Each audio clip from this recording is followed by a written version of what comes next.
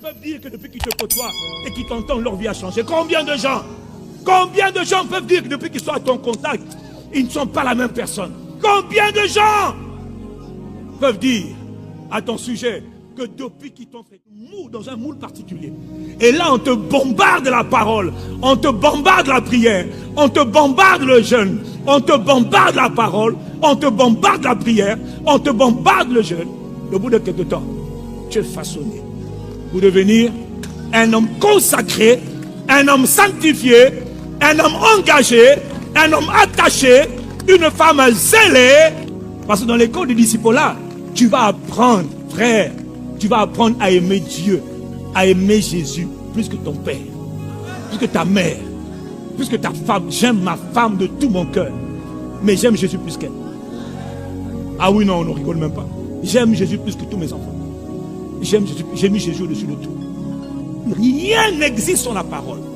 Rien de fort, rien de grand, rien de durable, rien de glorieux, rien de merveilleux dans ta vie ne se fera sans la capacité à demeurer dans la parole que tu médites. La parole montait, descendait. Au commencement était la parole. Frère, celui qui néglige la parole néglige sa vie. Tu négliges la parole, tu négliges ta destinée. Tu veux la prière? Non, d'abord la parole. Jésus dit à ceux qui avaient cru, ne vous contentez pas de croire, demeurez dans ma parole, habitez dans ma parole, laissez ma parole demeurer pleinement en vous. Jésus nous a donné clairement les conditions du disciple-là. Il dit comment on fait pour devenir disciple? Entre parenthèses, entre parenthèses, entre parenthèses. Quand Jésus les appelait aux disciples-là, André et Simon, Jacques et Jean, ils étaient parfaits? Non. Ils connaissaient Jésus? Non. Mais ils ont fait un choix. Le disciple-là, c'est d'abord une question de choix. J'ai dit, le disciple-là, c'est une question de choix. Et il venait. Ce sont des pécheurs. Donc, quand on est disciple, on n'est pas parfait. Mais on est dans une école. L'école de la transformation. Ne me juge pas trop vite. Je suis disciple. J'ai encore quelques soucis. J'ai encore quelques problèmes. J'ai encore quelques combats. C'est normal. Mais je suis à l'école. Toi, le croyant, il n'y a même pas d'école. Le croyant n'est même pas à l'école. Puisque lui, c'est un dimancheur chronique. C'est le dimancheur. Le croyant, c'est le dimancheur. Tout ce qu'il sait, c'est que Jésus m'a sauvé de mes péchés. Il m'a tant aimé. Il m'a sauvé. Il m'a tant aimé. Il m'a sauvé. Amen. Il m'a tant aimé. Quand il chante, il m'a sauvé. Il m'a tant aimé. Il m'a sauvé. C'est bien. Mais tu dis pas qu'il m'a transformé pour faire de moi un canal de bénédiction pour les autres. Non, toi tu n'es pas là-bas. Il n'y a pas qu'il m'a tant aimé. Il m'a sauvé. Oui, il a purifié. Toi, le croyant, c'est ça. Mais ça s'arrête là. Je suis fatigué. Jésus aussi est fatigué. Je t'ai dit 7 années. Et le peuple, l'apôtre Yvon disait, les 5 années qui viennent là, c'est l'année du disciple là. Donc l'église va se diviser en deux. Oui, oui. Je te dis déjà, on va se diviser en deux. On va dans la même église. Hein. Dans l'église, il y aura 2 types de personnes. C'est comme les gens qui rentrent dans l'armée. Il y a l'armée. On ne prend pas les autres du Congo. On a envie d'avoir des palabres. Donc, on prend l'armée. Quel pays? Ah, américains là, ils font des choses. Eh, pardon. Dis avec moi miséricorde. Non, vraiment miséricorde quoi. Faut pas que je glisse là-bas parce que je ne suis pas. On se tait. Dis avec moi, on se tait. Donc on va pas prendre l'armée. On va prendre quelle armée? Ok, on va prendre l'armée du Noukistan. Dis avec moi le Noukistan. Le Noukistan, c'est un pays inconnu. Donc dans l'armée du Noukistan, tu as l'armée régulière. Ok? Dans tout pays, il y a une armée régulière. Dis avec moi l'armée régulière. Maintenant, avec l'armée régulière, l'armée dit, bon, on va créer maintenant au Noukistan des forces spéciales. Les forces spéciales, c'est des gens qu'on prend de l'armée régulière. Et on les met dans une école spéciale. Avec un entraînement spécial. En général, qui est dur. pénible, compliqué, intense, pendant une certaine période. Et au bout de cette période-là, ils ont des tests durs. Mais au bout de cette période-là, frère, de la plante de leur péché de leur tête, tu sens que les gars-là, ils sont spéciaux. Hein? Même leur manière de mener l'arme, frère, ils sont spéciaux. C'est pas comme le gars qui, l'armée régulière, lui, il sait tirer.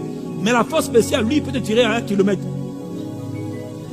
Le gars qui est même à l'armée régulière, il peut tirer là-bas. Même toi, là, il peut te tirer, il va te rater. Non, tout est question de classe spéciale. Tout le monde n'est croyant. Dieu nous appelle en tant que croyants à aller dans un autre moule. En tant que croyant, on te met à part dans un moule particulier. Et là, on te bombarde la parole, on te bombarde la prière, on te bombarde le jeûne, on te bombarde la parole, on te bombarde la prière, on te bombarde le jeûne. Et au bout de quelque temps, tu es façonné pour devenir un homme consacré, un homme sanctifié, un homme engagé, un homme attaché, une femme zélée. Oh, je croyais que je parlais à quelqu'un ce matin. Bon, on dirait que je suis en train de parler. Est-ce qu'il y a quelqu'un qui est intéressé? Il te met à côté, il te travaille, ton cœur travaillé, ta foi travaillée, ton amour pour Jésus intensifié, ta soif de Jésus multipliée, ta crainte de Jésus affermie, ta passion pour Jésus augmentée. Donne-moi le amen et j'avance. Au début, tu es très très faible, c'est normal. C'est le croyant. Mais au bout d'un certain temps de processus, le croyant doit devenir ce qu'on appelle un disciple. Et ça, c'est la volonté de Dieu. Et c'est toi, Jésus va dire, tel il est, tel je suis. Il y en a beaucoup qui ont répété ce passage. Tel il est, tel nous sommes. Non, les croyants ne sont jamais tel il est. Le croyant, c'est seulement, il m'a tant aimé, c'est tout. Mais il ne t'a pas transformé pour faire de toi un pécheur d'homme, un gagneur d'âme, un transformateur de vie, un changeur de destin. Combien de gens peuvent dire que depuis qu'ils te côtoient et qu'ils t'entendent, leur vie a changé? Combien de gens peuvent dire que depuis qu'ils sont à ton contact, ils ne sont pas la même personne? Combien de gens peuvent dire à ton sujet que depuis qu'ils t'ont fréquenté, depuis qu'ils t'ont rencontré, leur vie change? Je ne parle pas des charnels là. Ah, quelqu'un qui m'a dit, oui, depuis que je... Ah, c'est miséricorde. Une dame chargée de démons qui dit à un monsieur-là qui n'est même pas converti. Quand j'écoute ce monsieur-là, ce sont des vibrations. Et parce qu'il est beau. Et toi, tu as les serpents qui sont en train de te... On parle pas de ça. On parle des vrais transformateurs d'intérieur. Oh. Est-ce que je parle à quelqu'un? Le disciple là, c'est magnifique. Au début, tu n'es rien. Tu n'as rien, tu ne ressembles à rien. Mais en garde, suis Jésus. Suis Jésus. Suis Jésus. Tu vas voir. Hey. Lui qui transforme les cœurs. Intérieur, il transforme les cœurs. Il transforme les mains, transforme les pieds, transforme les vies. Jésus, ne blaguez pas avec lui. C'est lui qui fait des hommes, des gagneurs d'âme. Il faut arrêter d'être un croyant ordinaire. Jésus n'a pas donné son sang pour qu'on soit des croyants. On peut avancer. Dis amen et j'avance. Oh, Jésus. Quand on s'engage à l'école du disciple là, dans cette école là-bas, au fur et à mesure, au début c'était pas difficile, c'était pas simple. Mais tu vas te rendre compte d'une chose sans faire d'effort. À cause de l'entraînement dans la parole, dans la prière, que Jésus est au-dessus de tout. Que quand on va te dire, laisse Jésus, tu dis jamais. Mais le disciple, le croyant va dire, tu me donnes quoi en échange? Je te donne le loyer et un bon travail dans mon entreprise. Et en plus, tu couches avec moi. Oui, j'accepte. Il n'y a pas de problème. Enfin si. Enfin non. C'est que tu es un croyant. Très bien. Et Satan t'a déjà bien neutralisé. C'est ton choix. Mais il y a une autre voie. C'est la voie du disciple là. Où on est tellement formé à l'école de Jésus. Jésus a pris des disciples 70. Il les a pris, il les a formés 70. Et puis un jour, dans Jean chapitre 6, Jésus commence à leur parler. Il y avait déjà les 12, hein. Première catégorie, c'était les 12. Puis après, les 70. Et avec moi, les 70. Et quand un jour, maintenant, Jésus parlait, je suis le pain de vie qui est descendu du ciel. Vous donnez la vie au monde entier. En vérité, je vous le dis, celui qui mange ma chair et qui boit mon sang possède la vie éternelle. Car ma chair est vraiment une nourriture et mon sang est vraiment un breuvage. Imagine-toi un jeune homme là qui est en train de parler comme ça. Là. Il dit, si tu me manges, si tu me manges, tu auras la vie éternelle. Si tu bois mon sang, il dit, comment toi, tu es fou quoi, petit. Et là, il dit, les gars, il dit, mais il est malade ou quoi? Il est sérieux? Il ne comprenait pas que cet homme-là est en train de parler des choses spirituelles, pour des gens spirituels. Mais eux, ils avaient suivi Jésus. Ils ont fait des miracles, hein? Mais leur cœur n'était pas en Jésus. Alors ils ont dit à Jésus, hey, nous on va manger ta chair, on va maintenant boire ton sang. Tu es cannibale. On n'est pas des cannibales. Tu es fou, petit. Et il lui dit, il abandonnait. D'accord? Et puis Jésus se retourne. Il dit, je savais. Eux, ils étaient là, pas pour de vrai. Parce que comme quoi dans l'école du disciple-là, il y en a qui ne sont pas vrais. Mais il y en a aussi qui sont vrais. Et puis Jésus se tourne vers les autres. Il dit, vous aussi, vous voulez vous en aller? Pierre dit, tu es fou. À qui irions-nous? C'est toi, hein? Entre parenthèses. Dans la même école du disciple-là, ce que Jésus a dit a choqué les uns, mais n'a pas choqué les 12. Eux, c'était un attachement à Jésus. Les autres, c'était l'attachement aux œuvres de Jésus. Parce que les 70 étaient attachés aux œuvres. Ils ont fait des miracles. Seigneur, les démons nous sont soumis. Ouh! L'heure de la victoire a sonné, que Jésus soit. Démon sort in Jesus name.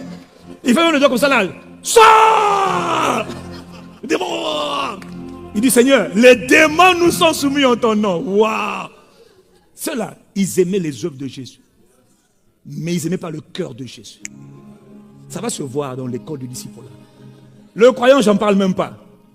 Lui, c'est même, il est ni bouillon, ni tiède, lui, il est rien. Il est froid comme glaçon. Mais le vrai disciple, il dit, à qui irions-nous? C'est toi qui as les paroles de la vie éternelle. Quoi? Il dit quoi? Les paroles ne vous ont pas choqué. Il dit non, nous on est avec toi pour ton cœur. Et nous on t'aime plus que tout. Parce que dans l'école du disciple-là, tu vas apprendre, frère, tu vas apprendre à aimer Dieu, à aimer Jésus, plus que ton père, plus que ta mère, plus que ta femme. J'aime ma femme de tout mon cœur, mais j'aime Jésus plus qu'elle. Ah oui, non, on ne rigole même pas. J'aime Jésus plus que tous mes enfants. J'aime Jésus, j'ai mis Jésus au-dessus de tout. Tu entends? Ça, c'est l'école du disciple-là. Au début, ce n'est pas vrai. Ça prend du temps. Voilà pourquoi quand je te parle, si tu n'es pas d'accord, ne t'inquiète pas, c'est normal. Rentre seulement dans l'école. Au bout d'un certain temps dans l'école, ton cœur va changer. Tes priorités vont changer. Tes envies vont changer. Ta vie sera pour le roi. Tu vivras pour son plaisir. Et s'il n'est pas content, tu seras malheureux. Ça, c'est le fruit de l'école du disciple-là. Est-ce que je parle à quelqu'un ce matin? Donc si tu dis, ça a l'air trop dur pour moi, c'est normal. C'est encore trop dur au début. Oui, c'est un processus. Mais au moins on a l'école. Dans Jean chapitre 8, Jésus était clair sur les conditions et les avantages du disciple-là. Conditions et avantages du disciple-là. On a vu, je reviens dessus. Comme Jésus parlait ainsi, plusieurs ont cru en lui. Et Jésus a dit aux Juifs qui avaient cru. Quelqu'un dit Amen. Et il leur dit maintenant, pour aller plus loin, dis avec moi, aller plus loin. Il faut aller plus loin. Il parle aux gens qui ont cru. Allez plus loin. Il dit, si vous demeurez dans ma parole, vous êtes vraiment mes disciples. Si vous demeurez dans quoi? Ma parole. La parole. Tu veux, non? Toi, tu voulais quitter la méditation. Je te ramène encore dans la parole. Rien n'existe sans la parole. Rien de fort, rien de grand, rien de durable, rien de glorieux, rien de merveilleux dans ta vie ne se fera sans la capacité à demeurer dans la parole que tu médites. La parole montait, descendait. Au commencement était la parole. Frère, celui qui néglige la parole néglige sa vie. Tu négliges la parole, tu négliges ta destinée. Tu veux la prière? Non, d'abord la parole. Jésus dit à ceux qui avaient cru, ne vous contentez pas de croire, demeurez dans ma parole, habitez dans ma parole, laissez ma parole demeurer pleinement en vous. Prenez le temps de laisser ma parole pénétrer, demeurer dans ma parole. Si vous demeurez dans ma parole, alors, vous êtes vraiment mes disciples. Donc, il n'y a pas de disciple-là s'il n'y a pas de demeure dans la parole. Or, quand on dit demeure, ça veut dire rester dans la méditation. Que la parole prenne toute forme en toi. Que ton esprit soit saturé de la parole. Quelqu'un dit Amen.